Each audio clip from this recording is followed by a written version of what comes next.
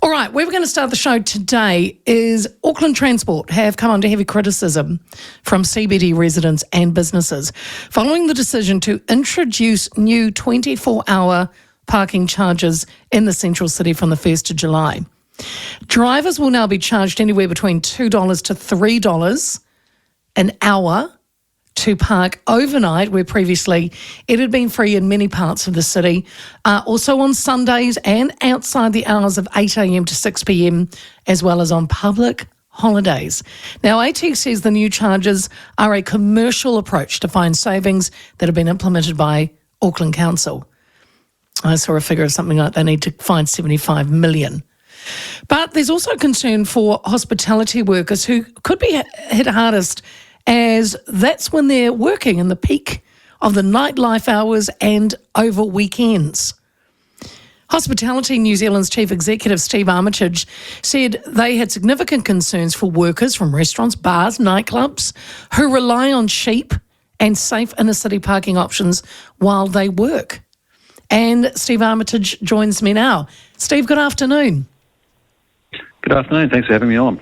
No, look, thank you for your time, Steve. This is kind of, from what I've ascertained of this story, it hasn't quite come out of the blue. I've heard different stories from the Mayor of Auckland saying he was blindsided, where AT says they've talked about it. But that aside, for hospitality workers, what is the main concern from you? Well, as you outlined in your opening remarks there, we have people who work very odd hours and who and very much reliant on private transport to get into work.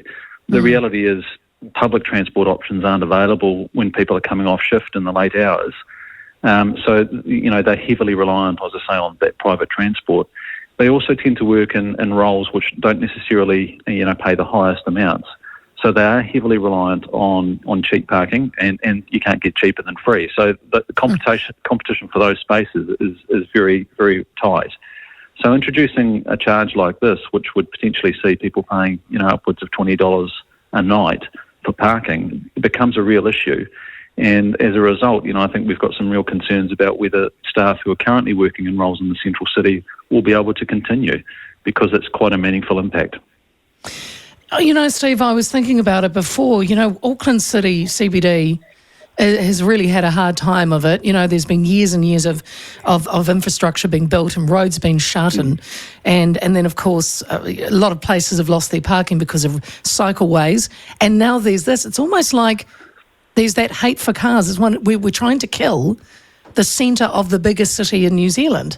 I don't know where we're going with this. Would you agree, though, that, the city's got to make some tough decisions.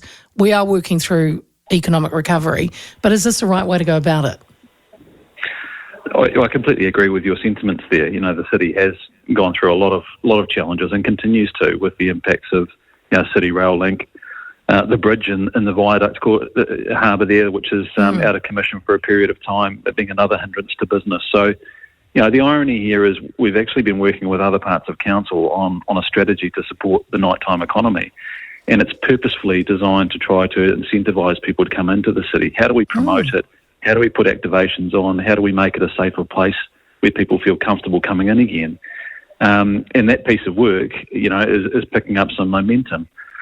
So we have been a bit blindsided by this, because it feels very counterproductive given the work that we're doing with another part of council.